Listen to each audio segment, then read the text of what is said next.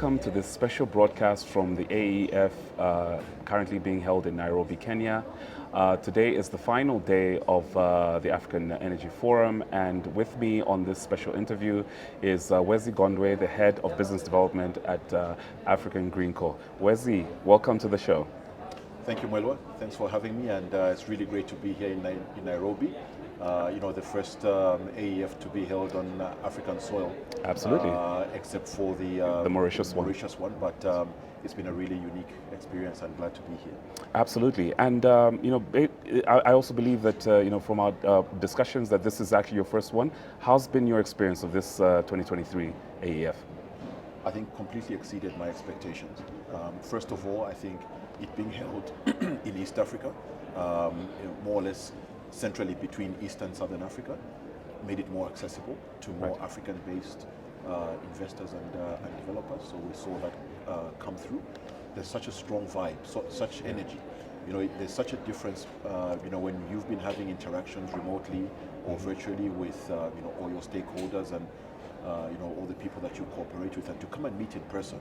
I was seeing faces everywhere and being recognized by everyone. And there's just a different chemistry and dynamic when you meet and talk to people in person that just moves things along, several steps ahead compared to what you would otherwise achieve. So, that the AEF proves its value in that respect, and it's just all positive all around. I mean, this was the last day of the AEF. Yeah. And our session today was fully packed. Absolutely. The interest and the positive energy that's flowing through, I think, comes through in that respect. Absolutely. And of course, you've mentioned that you've obviously met a number of the different stakeholders. Just tell us a bit about the mood for this particular year's event. What was the mood like when you're interacting with various stakeholders? I think the overwhelming impression is how willing everyone is to explore new ideas. And really have assumptions and long-established conventional wisdom in how we approach developing projects and energy sector in Africa. Is being challenged. So new entrants and new players like GreenCo bringing new ideas to the table and meeting with others who want to explore and also bringing new ideas. Again, just makes that makes for a situation that gives rise to prospects that you can develop and continue to take on from here. So we've got a lot to continue to talk about.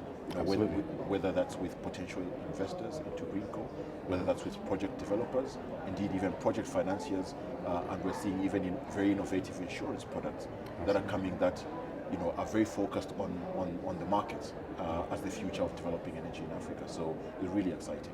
Absolutely. And obviously you've had several meetings with various stakeholders. Just tell us a little bit about the different types of stakeholders that you were meeting, because one would actually imagine that there's several different types, from lenders to prospective cooperating partners. Yep. So literally everyone I met has heard of GreenCo. Right. And we've been part of the AEF of the AEF scene for a long time now. And so, as I mentioned earlier, we've spoken to potential investors as GreenCo looks to raise further rounds of capital to support our regional expansion. We've got interest from multiple countries because we are now in 4 different markets, but really hinged on the Southern African power group. And so people are now seeing the connections that they can make through GreenCo to the rest of the region as an available market for them. So we've spoken to developers from all these 4 markets who also have, looking to GreenCo to provide a route to market for their projects, and are looking to GreenCo to be, the offtake counterpart for their projects. And of course, on the back of that, on the GreenCo model, we are also exciting interest in, project finance specialists who are looking to fund those projects. So on all these platforms, and I think the interesting thing is we've spoken to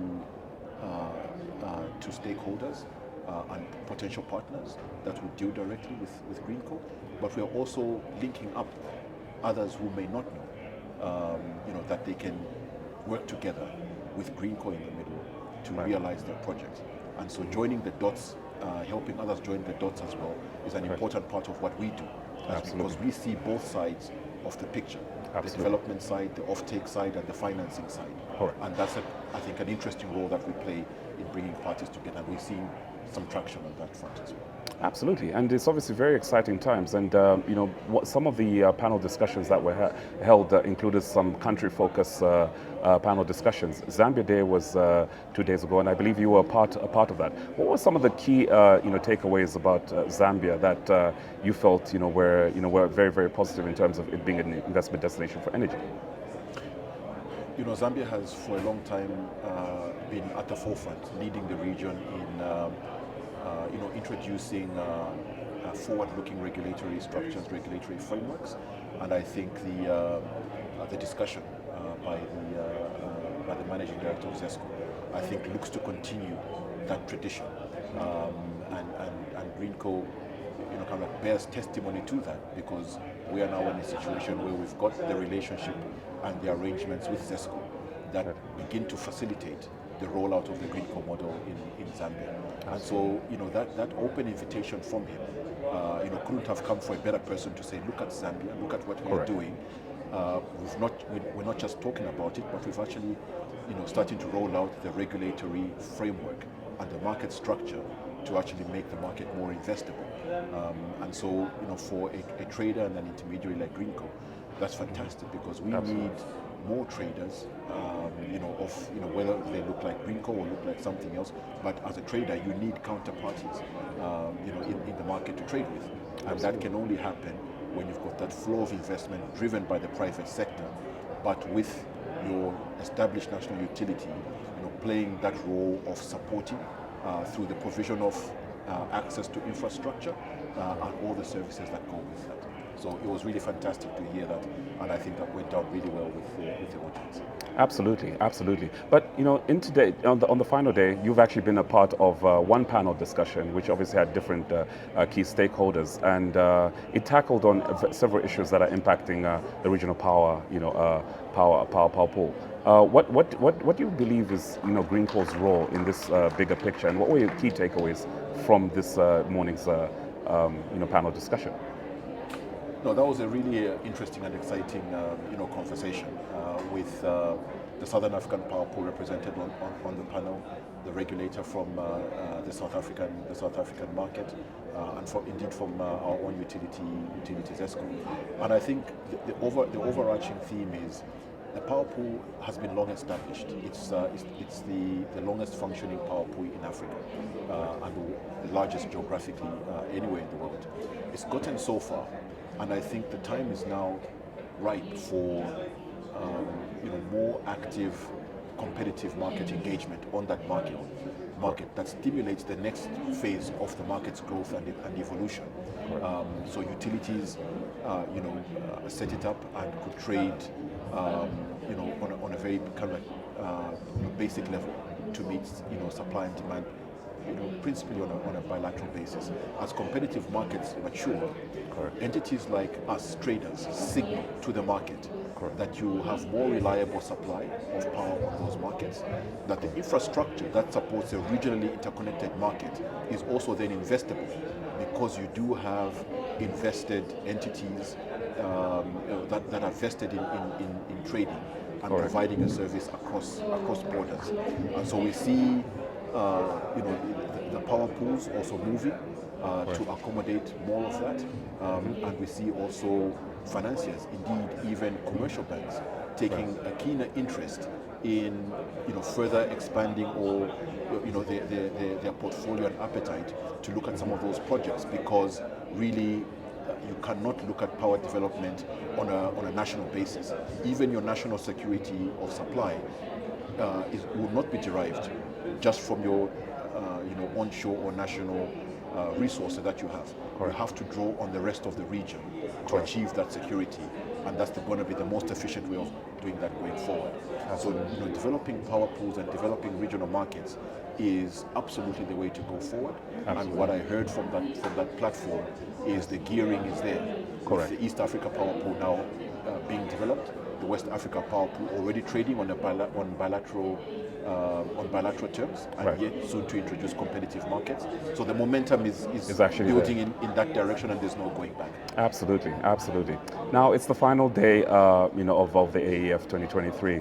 What do you believe is, your final key message that came out of this particular event? What do you take home with you after leaving this first event that first AEF that you've attended?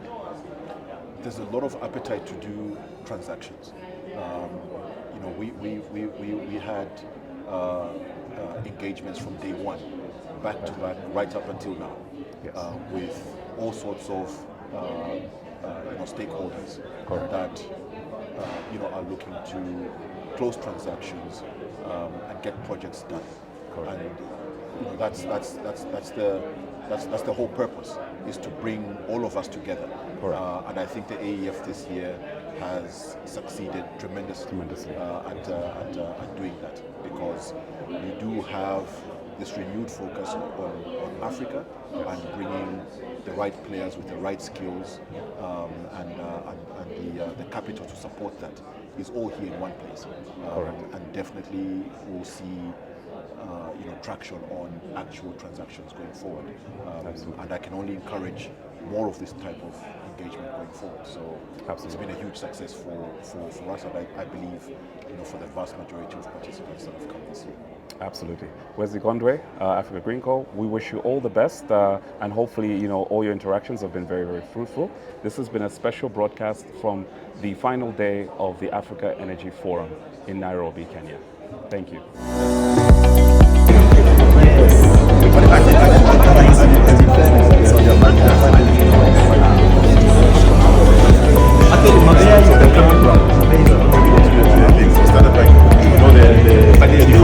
The